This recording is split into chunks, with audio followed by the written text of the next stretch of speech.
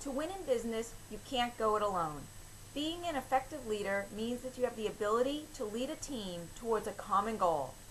When it's done right, the team wins and organizations move forward. But it's not simple. The process of figuring out how to find the combination of leadership and structure to lead a successful team is among the biggest challenges in business today. Have you ever been part of a highly motivated, high morale team? If you have, chances are that most days you are happy coming into work. You had fun collaborating with your colleagues, and together you were able to come up with some great ideas. Because of your focus and enthusiasm, you probably did some of your best work with this group. Teams that are highly motivated and positive are not only fun to be part of, but they also accomplish far more than teams that are struggling with morale. That is why it's so important that as a leader, you strive to build a positive team. Research shows that positivity can make a real difference to people's success and well-being. In one study, researchers found that happy individuals are then more successful in many areas of their lives, especially in their careers, compared with individuals who struggle with happiness and positive thinking. Other studies show how much of an impact positivity has on people's ability to think creatively, progress their careers, cope with challenges, and work with other people. Positivity is an essential ingredient for success. Positivity also brings long-term benefits. To explain how positive emotions can broaden one's behavior over time, there's the broaden and build theory, which was created by Barbara Fredrickson. According to Fredrickson, the more positive emotions we experience, the likelier we are to exhibit more positive behaviors such as curiosity, awareness, discovery, and creativity, all essential for successful innovation. In short, the happier we are, the more creative we are, and this is true for individuals as well as for groups. Teams often become more positive because they have a positive leader. This is why focusing on your own happiness, well-being, and emotional intelligence is the first step in creating a great team. Martin Seligman, a leading positive psychologist, developed the PERMA model to highlight the 5 essential elements that you need in order to be happy. PERMA is an acronym that stands for positive emotion, engagement, positive relationships, meaning, accomplishment and/or achievement. Start by thinking about how you can increase each of these elements in your life. Then take action. The more of these things that you can bring to your life, the happier you'll be. Next, stop and think about the work that you do. Do you know what your strengths are? And how often do you get to use these strengths? Our work is more satisfying when we can use our unique abilities in a way that makes a real difference to someone else or to our organization. First, conduct a personal SWOT analysis to discover your strengths. Then use the meaning, pleasure, and strengths to see how you can use these strengths to bring more meaning and pleasure to your career. Last, work on your emotional intelligence. Emotional intelligence is a vital leadership skill because it gives you an awareness of your own emotions as well as for the feelings and the needs of others. Emotionally intelligent leaders understand what their emotions are telling them, and because of their inner strength and awareness, they don't take that out on their own negative emotions on other people. This is definitely a skill that you should cultivate if you want to lead a positive team. Before you can encourage positivity in your team, you need to remove any obstacles to it. By doing this, you can ensure that your team won't start getting motivated and then run into a series of roadblocks. This start and stop progress is dispiriting, and it can quickly undermine your team's sense of motivation. Hertzberg motivator and hygiene factor theory gives you a great starting point for working on motivation. Psychologist Frederick Hertzberg discovered that employee satisfaction and dissatisfaction are not opposites. For your team members to be satisfied in their jobs, you must first remove the causes of dissatisfaction, and then add factors that contribute to satisfaction. Both of these steps need to take place for your team members to feel truly happy in their work. For example, Are there policies in your organization that could be causing dissatisfaction for your team members? Is each person's salary competitive? Would your team members be happier if you provided cross-training opportunities or flex time? These are just a few of the elements that could contribute to your team members' satisfaction or dissatisfaction. The office itself is something that has the potential to destroy motivation and positivity. So take steps to create a healthy workplace for your team. Look at the work environment. It should be comfortable, well lit, clean, and safe. Other elements such as life balance, employee recognition, and involvement also play a big part in your team members' happiness. Praise your team members for good work that they do and ensure that everyone has a healthy balance of work and time off. Once you've removed obstacles that could slow your team's progress, it's time to start managing your team in a positive way. There are many ways to do this. Teams that fully understand the purpose of what they do are usually more engaged than teams without this focus. This is why it's important to create mission and vision statements for your people. These statements are inspiring messages that express the deeper purpose of the work that you are doing. Create a team charter to define each person's role, the group's projected outcome, and your own expectations. Team charters are useful for a happy team because they provide focus and direction. After all, when your team members know what they're doing and why they're doing it, they can all move forward together instead of pulling in different directions.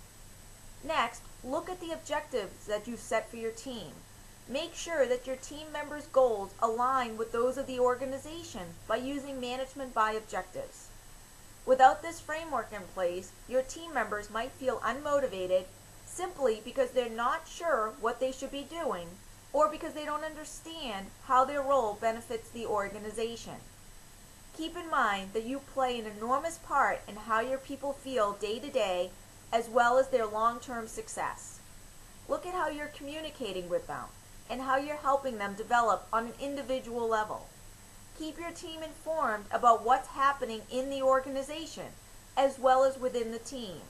The more open and transparent you are, the easier it will be to build trust and create good relationships. Schedule regular meetings to discuss important updates or changes. This also gives your team members a chance to voice any concerns or issues that they're having with their work. Research shows that autonomy plays a significant role in how satisfied people are in their jobs, so do what you can to give more power to everyone on your team. This might mean delegating important tasks or simply stepping back and letting people choose who they're going to complete a project. An added benefit of encouraging autonomy is that people's work often improves when they have the power to choose when and how they complete it. Your team members can be positive and focused if they don't have the resources that they need for their jobs. So are you supporting your people as effectively as you could be? The only way to know for sure is to ask them. Find out what their biggest frustrations are at work and discuss how you could eliminate them. Are the processes and procedures that they are using working well? Do they have trouble finding key information? By practicing management by walking around on a regular basis, you can connect and communicate well with your team. And by doing this, you can understand what's really going on. 10 tips for leading your teams to peak performance. The first is focus on your results and productivity and not the time clock. When you manage salaried knowledge workers, you should almost never have rigid clock-in, clock-out times, unless this is a coverage issue in relation to serving customers. Instead, set clear goals that you know should take your employees about 40 hours a week to accomplish. Require that they show up on time for important meetings and are available during the team's general working hours. Provide them with the tools to assess their work remotely when needed. Then let them manage their own time. This sends the message that you trust your employees. 2. Align people with the stuff they are good at. Make sure you have the right people in the right seats. This is especially true if you take over the management of a team that is already in place. Take stock of all the talents you have on the team and reshuffle the deck if it means that your team has a better chance of success. Don't keep someone in a job role just because they've been doing it for a long time if you truly think their talents are better suited and could make a bigger contribution in another role. Employees might be reluctant to move in a case like this, so you might need to work hard to convince them that the change is in their best interest, as well as the best interest of the company. 3. Align people with the projects they are passionate about. Another part of getting people in the right seats is finding what your employees are genuinely passionate about and seeing if there are ways to align them with job roles that let them channel some of that passion. Occasionally, that can mean putting someone in an area where they don't have much experience. But if their previous work history makes you think they can succeed in that role, it's usually worth it because their passion will fuel a strong desire to learn and grow. 4. Put your best performers on your biggest opportunities. When you have a big opportunity that could propel your organization forward, you need to step back and think about who is the best person to lead the charge. In addition to finding someone who has the talent for the work involved or who has a passion for the subject matter, you need to look at who has a track record for success.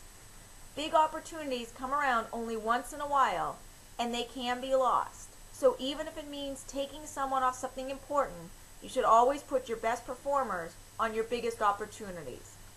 5. Find the balance between aggressive and realistic goals. Create a culture of performance by setting aggressive goals and holding your employees accountable for regular reporting on their progress. However, the goals can't be so aggressive that your employees quickly fall behind and feel like they cannot realistically achieve them. 6. Trust your people and let them know it. Knowledge workers typically have jobs that require creative solutions and decision making. They need to stay sharp mentally to achieve top performance. The onus is on management to create an atmosphere that fosters and encourages that kind of creativity. One of the best things you can do is let your employees know that you trust them and that you have faith in their ability to do the job, solve the problem, and or meet the deadline. 7. Avoid blame. In any business, there are going to be times when you fail, and there will be things that simply don't pan out the way you had hoped. Do a post-mortem to figure out what went wrong and learn from it. If there were egregious errors made by individuals, deal with them privately. If necessary, let the person know your expectations for how this should be handled in the future. Don't publicly blame individuals, either directly or indirectly, in meetings or team emails. If you do, you risk creating an atmosphere in which people are so afraid to make mistakes that they don't spend enough time doing the proactive and creative work necessary to avoid future problems. 8. Foster innovations by killing projects the right way. Another important part of fostering innovation is knowing how to kill projects effectively and gracefully. There are times when failed initiatives will expose the weaknesses of certain employees, but there are plenty of times when you have good employees working on projects that simply don't pan out. Figuring out the difference between these two scenarios is part of becoming a good manager and or leader. If it's a good person on a bad project, the person who is running the project isn't any less talented because the project didn't materialize. 9. Don't provide all the answers. Make your employees think. You are the manager. You are the leader. That does not mean that you have a monopoly on all the good ideas. If your employees are hesitant to make decisions without asking your opinion first, you haven't properly empowered them. If your employees aren't making enough of their own decisions, you should change your tactics. When they present you with information and ask what to do about a situation, push the ball back into their court and ask them, "What do you think?" They might be surprised, but after you do that several times, they'll start thinking it through before they come to you so that you'll be fully prepared to discuss and make a recommendation. And lastly, build consensus by letting people know why. One of your key responsibilities in management is communicating about new initiatives and strategy changes. The worst thing you can do is surprise your staff members with a fully informed idea about a new way to do something that will drastically alter their day-to-day work. When you spring it on them, people will naturally be defensive and skeptical. Whenever possible, give people an informal heads up that a change is coming and let them know some of the reasoning involved. They will be glad you kept them in the loop. If they don't agree with the reasoning, they can express their dissent. They might even bring up a caveat or a gotcha that should be considered before the final plan is solidified. An even better course of action is to have a brain session with your team when you are still formulating a new idea or strategy change so you can gather their ideas and feedback. You may sometimes have to spring something on your team, but make sure that you limit those occasions. Even then, take the time to let them know the reasoning behind the decision.